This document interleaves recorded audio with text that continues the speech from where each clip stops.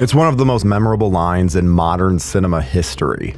Back in the summer of 1999, everyone and their dead grandmother was saying those words in hushed tones, imitating young Cole Sear, the haunted protagonist of The Sixth Sense, which was as big of a cultural phenomenon as movies had seen in years at the time. Thanks to an effective trailer, a word-of-mouth buzz that could not be ignored, the overall high quality of the product itself, and of course, that shocker of an ending, The Sixth Sense was one of those rare things at the cinema, a movie you simply could not miss. Unless you didn't mind being left out of the conversation completely. And most of the success was thanks to that one very compelling admission: I see dead people.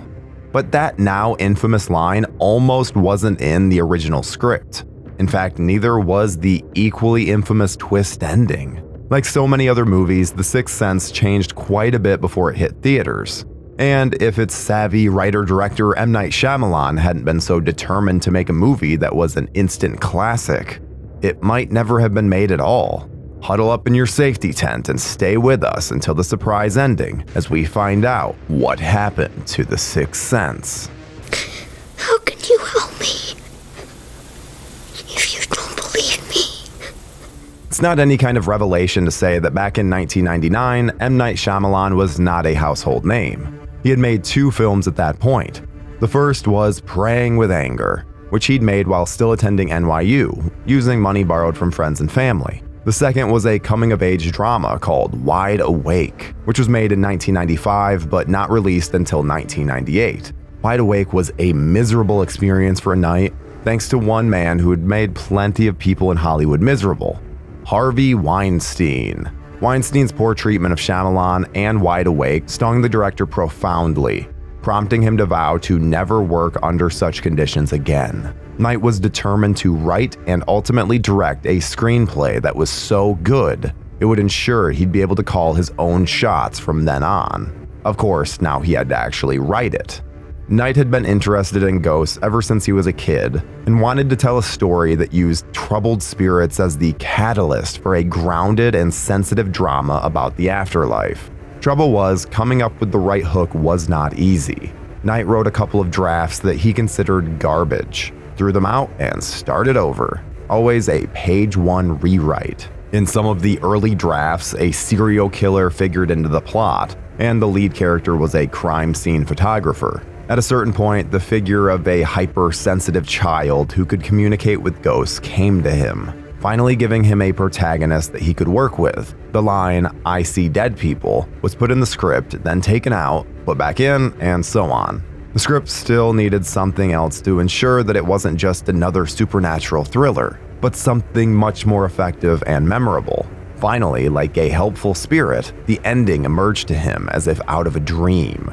Hopefully you know the ending. We're going to guess that you do. I think I'm okay, really. I think it just went in and out. It doesn't even hurt anymore. With that humdinger of a finale in his back pocket, Night's confidence in his script suddenly skyrocketed. Now every character seemed clear to him. Every scene of suspense was much more vivid. The human drama became that much more personal and emotional. That groundbreaking movie that he'd been envisioning after the gut punch of the Wide Awake experience was in Night's hands. Still, it took him at least 10 drafts to get to where he wanted. Night has seemingly never lacked for confidence, and though he was still unproven and unknown, his belief in his script was so strong that he was going to gamble heavily on it, and himself. Night had instructions for his agent when it came to selling the script. It would go out to all major studios in town via messenger at the exact same time. The minimum bid for The Sixth Sense was to be $1 million, with a guarantee that Night would sit the director's chair as well.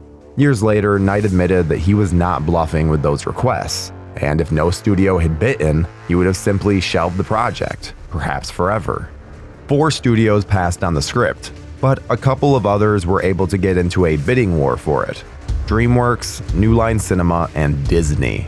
New Line initially offered $2 million, which probably would have blown M. Night away, but had Disney not bettered them with an offer of $3 million for the screenplay and another $500,000 for Night to direct. Naturally, that's the deal that Knight took. He'd made $3.5 million in the span of an afternoon, and he wasn't even 30 years old yet. With Knight firmly ensconced in the director's chair, it was time to cast his film. Knight had had Bruce Willis in mind when writing the role of Malcolm Crowe, the child psychologist whose job it is to reach a frightened young boy who claims that he sees dead people. After Bruce received and read the script, he quickly said yes. He admitted to being blown away by the ending and foresaw that audiences would similarly be startled by it. That said, Bruce was obviously intent on not playing the role with the surprise in mind, saying in an interview that he had to forget about the fact that his character was a ghost while acting. Knight liked the idea of subverting Bruce's action hero image with a kinder, gentler role that would hopefully surprise an unsuspected audience. But the role of young Cole Sear was the most crucial. A 9-year-old boy constantly beset by horrific visions, Cole had to be pitiable and vulnerable, but with considerable inner strength. The role required a real actor. Naturally, the casting director saw loads of young actors, including Michael Cera, if you can picture that. But one youngster stood out, Haley Joel Osment. Haley was by no means a newbie to the acting scene, having been cast in several TV shows and movies. Most notably, he played Forrest's son in 1994's Forrest Gump. Osment's father, who was an actor as well, would help him prepare for his auditions, so when he went in for The Sixth Sense, he was very well prepped. Osment recollected that he'd spent so much time with his lines beforehand that he was very ready for his audition by the time that he met with Knight. He even wore a suit to his first meeting. While Osment impressed during his early audition, Knight was hesitant to cast him. He had pictured Cole to be a darker, more brooding character, and Haley was, as Knight put it, a sweet cherub, a beautiful blonde-haired boy. But after Haley's second audition, Knight knew he had his guy, saying watching Haley's performance made him feel as though he'd never heard the dialogue before, and that Haley got to the core of Cole's vulnerability and need. The audition left both Knight and Haley in tears, and Haley with a job, one probably a lot bigger than he had anticipated at the time. The third most important role in the film is that of Cole's working-class mother, Lynn. Toni Collette happened to be in New York to meet Martin Scorsese for a role in Bringing Out the Dead, and while in town, got the script for The Sixth Sense. While she was very impressed by the script and her subsequent meeting with Knight, Toni's sights were fully set on the Scorsese film. She was contacted by her agents and told she was offered the part, and in her excitement, she thought that they meant Bringing Out the Dead, but instead they meant Knight's film. Slightly disappointed that she didn't get the film that she really wanted, Collette eventually found the experience of making The Sixth Sense incredibly rewarding, even helping to craft the character's look, from the wig right down to clothes she went out and bought herself. Working with Haley was especially notable for Toni, who would break down in very real tears for the classic sequence at the end, where Cole finally reveals his secret to his mother. But no actor threw themselves into their work more than Donnie Wahlberg, who only gets a handful of minutes of screen times as Vincent Gray, a former patient of Malcolm Crowe's. Wahlberg, probably still best known as a member of New Kids on the Block at the time, starved himself for weeks ahead of shooting, losing approximately 40 pounds in an alarmingly short amount of time. So committed to his character's headspace was Wahlberg that one night while he and a friend were strolling around Philadelphia improvising lines, Wahlberg freaked out and ran off, hiding in bushes and creeping through the streets in the early morning hours. He didn't want to go back to his hotel room because he knew that's not something his character would have done. And by the time the big day arrived, he was in a very fragile headspace. Wahlberg also wanted to play his sequence in the nude, but since that wouldn't fly with Disney, a compromise of some nasty tighty-whities was made. After Donnie admitted that he didn't even remember shooting the first take, but he was so impressive that Bruce made a speech to the entire crew, praising Donnie's efforts.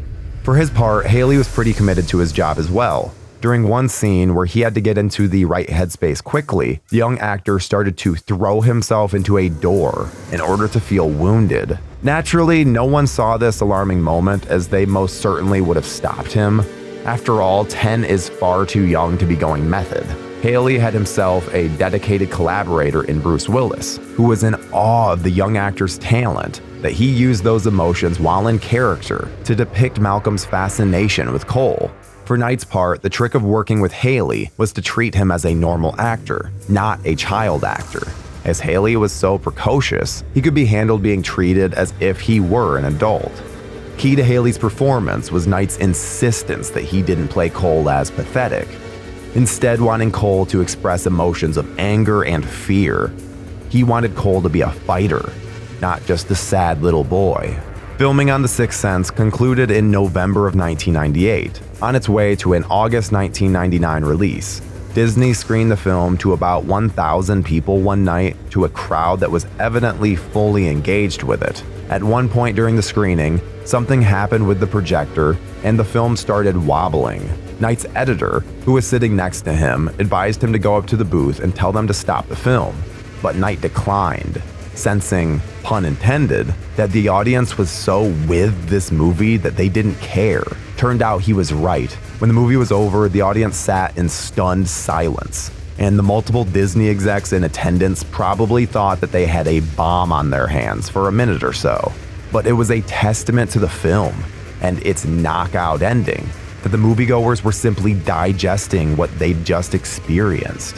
Disney put a lot of advertising power behind the movie, which at the beginning of the summer wasn't exactly thought of as a major player. Releasing on August 6th against competition like The Iron Giant and The Thomas Crown Affair, not to mention the second wide weekend of The Blair Witch Project, The Sixth Sense surprised with a very good $26 million opening. But what impressed more was what happened next. In its second weekend, it made $25 million, dropping a minuscule 3%. It remained consistent, dropping just a little bit week after week. It had become a must-see movie of the year, maybe of the past few years. All in all, Shyamalan's film finished its domestic box office run with $293 million, which placed it in the top 10 domestic box office earners of all time for a while. It ultimately made $672 million worldwide.